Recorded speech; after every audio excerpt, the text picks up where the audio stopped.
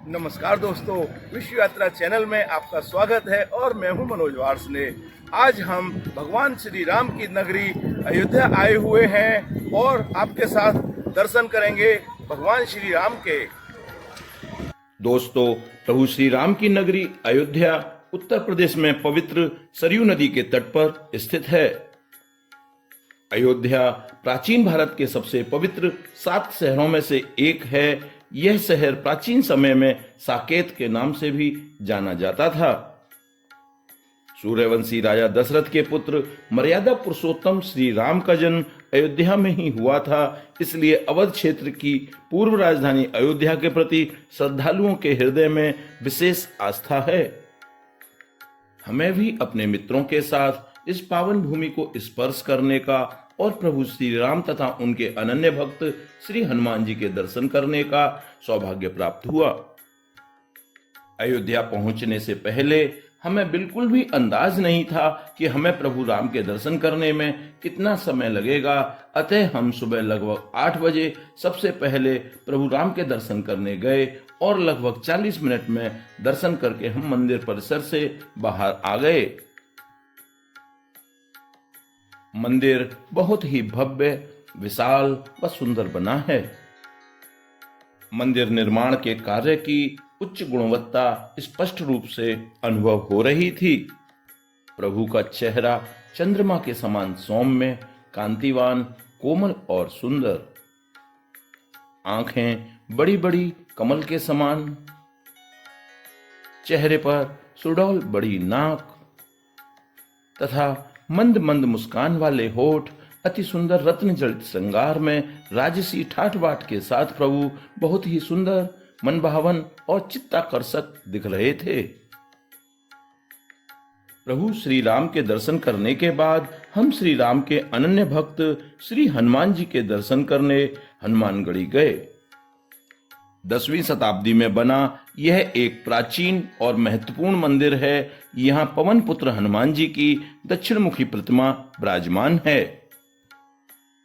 लोगों की मान्यता है कि लंका विजय के बाद प्रभु श्री राम जब अयोध्या आए तो उन्होंने हनुमान जी को रहने के लिए यह घर दिया था। मान्यता यह भी है कि हनुमान जी यहाँ आज भी विराजमान हैं तथा अयोध्या का समस्त कार्यभार संभालते हैं। इस मंदिर में प्रतिदिन सुबह 3 बजे पुजारियों द्वारा एक गुप्त पूजा होती है और यहाँ हनुमान जी उन्हें आज भी साक्षात दर्शन देते हैं। श्री हनुमान जी के दर्शन करने के बाद हम पास ही स्थित दशरथ महल देखने गए। रामकोट स्थित दशरथ महल में सूर्यवंशी राजा दशरथ अपने परिजनों के साथ निवास करते थे। अनेक बार जीर्णोद्धार के बाद यह महल अब एक मंदिर के रूप में स्थापित है, जहां सीता, राम, लक्ष्मण, भरत तथा शत्रुघ्न की प्रतिमाएं स्थापित हैं। दशरथ महल विजिट करने के बाद हम पास ही स्थित कनक भवन गए। कनक भवन अयोध्या के प्रमुख मंदिरों में से एक है। ऐसी मान्यता है कि प्रभु श्री राम के विवाह के उपरांत माता केकई ने सीता जी को यह भवन उपहार में दिया था। यह भगवान सीता राम का निजी महल है और अब यहाँ राम जानकी का एक शानदार मंदिर है। यहाँ के स्थानीय लोग अनेक शुभ कार्यों की शुरुआत यहाँ कनक भवन नाचते गाते हुए आकर करते हैं। इस परिसर में एक भगवान शिव को तथा दूसरा भगवान राम जानकी को समर्पित मंदिर भी देखने योग्य है। कनक भवन मंदिर के बाहर चाय, नाश्ता तथा भोजन की बहुत अच्छी व्यवस्था है। बाहर आप मधुरम रेस्टोरेंट पर इडली डोसा तथा उसके सामने गर्मा गर्म कुल्हड़ वाली चाय तथा पास ही स्थित चाट पापड़ी का एक काउंटर है, वहां आप चाट एंजॉय कर सकते हैं। दोपहर में कुछ देर होटल में विश्राम करने के बाद हम शाम के समय राम की पैड़ी घूमने गए। राम की पैड़ी सरयू नदी के तट पर बने अनेक घाटों में से एक घाट है। ऐसी मान्यता है कि यहाँ स्नान करने से व्यक्ति की मनोकामना पूरी होती है। यहाँ शाम के समय लाइट एंड साउंड प्रोग्राम का आयोजन किया जाता है जो देखने योग्य है। कुछ देर light and sound program enjoy करने के बाद हम पास ही स्थित लता मंगेशकर चौक गए, जो विश्व प्रसिद्ध गायिका लता मंगेशकर की स्मृति में बनाया गया है। चौराहे के मध्य में एक बहुत बड़ी वीणा लगाई गई है, जो रात की रोशनी में बहुत सुंदर दिख रही थी।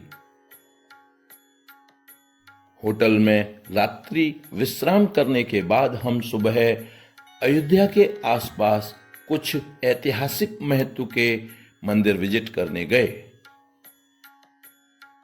सबसे पहले हम भरत कुंड गए। यहाँ एक बड़ा कुंड बना हुआ है, जिसमें भगवान श्री राम ने राजा दशरथ का पिंडदान किया था। अयोध्या के भरत कुंड को नंदीग्राम के नाम से भी जाना जाता है।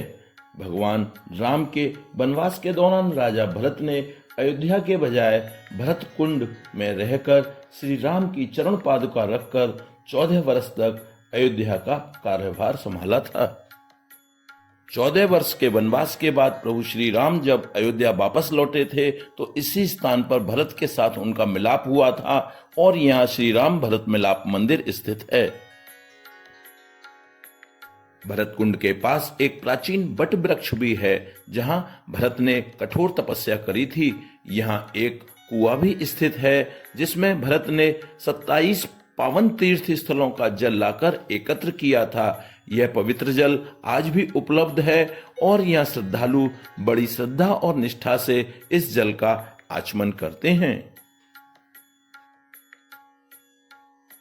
जब श्री हनुमान जी हिमालय से संजीवनी बूटी लेकर लौट रहे थे, तो इसी स्थान पर भरत हनुमान मिलन हुआ था और यहाँ एक मंदिर स्थित है। भरत कुंड पर अनेक छोटे बड़े शानदार मंदिरों के दर्शन करके तथा भोग प्रसादी ग्रहण करके फिर हम पहुंचे सूरज कुंड। अयोध्या से लगभग 4 किलोमीटर दूर स्थित इस कुंड का निर्माण अयोध्या के सूर्यवंशी राजाओं ने कराया था। जड़ चेतन जगत की आत्मा भगवान सूर्य का यहाँ एक मंदिर भी है। मान्यता है कि यहाँ स्नान करने से भक्तों की मनोकामनाएं पूर्ण होती हैं। योगी आदित्यनाथ सरकार ने इस स्थान को एक सुंदर रूप प्रदान किया है। यहाँ शाम को लाइट एंड साउंड का प्रोग्राम भी आयोजित किया जाता है। सूर्य कुंड विजिट करने के बाद फिर हमारा अगला पड़ाव था गुप्तार घाट। यह अयोध्या से लगभग 11 किलोमीटर की दूरी पर स्थित है। सरयू नदी के तट पर स्थित इस पवित्र घाट पर प्रभु श्री राम ने जल समाधि ली थी। यहाँ अभी भी अत्यधिक शांति अनुभव की जा सकती है। यहाँ जानकी मंदिर, हनुमान मंदिर, नरसिंह मंदिर तथा चरण पादुका मंदिर स्थित है। इस घाट पर आप शाम के समय विजिट कीजिए। यहाँ सूर्यास्त के समय सरयू नदी के तट पर अस्त होता हुआ सूर्य बहुत ही मनमोहक लगता है।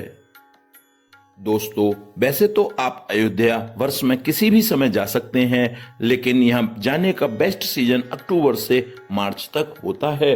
गर्मियों में यहाँ बहुत अधिक गर्मी पड़ती है। अयोध्या सड़क मार्ग, वायु मार्ग तथा रेल मार्ग से पूरे देश से अच्छी प्रकार से जुड़ा हुआ है। यहाँ ठहरने के लिए प्रत्येक बजट के होटल तथा धर्मशालाएं आसानी से उपलब्ध हैं और शुद्ध शाकाहारी भोजन भी यहाँ मिल जाता है। दोस्तों, इस समय अयोध्या में माननीय प्रधानमंत्री मोदी जी व माननीय मुख्यमंत्री योगी जी द्वारा पूरे अयोध्या शहर को अलौकिक और भव्य रूप प्रदान करने के लिए विकास व पुनर्निर्माण का कार्य बहुत तेजी से चल रहा है। इस बात का एहसास आपको रेलवे स्टेशन या एयरपोर्ट पर उतरते ही हो जाएगा। तो आशा करता हूँ ये वीडियो आपको पसंद आई होगी। कृपया स्क्रीन पर आए हुए वीडियो लिंक क्लिक कीजिए और एंजॉय कीजिए तथा विश्व यात्रा चैनल को सब्सक्राइब कीजिए। Thanks for watching.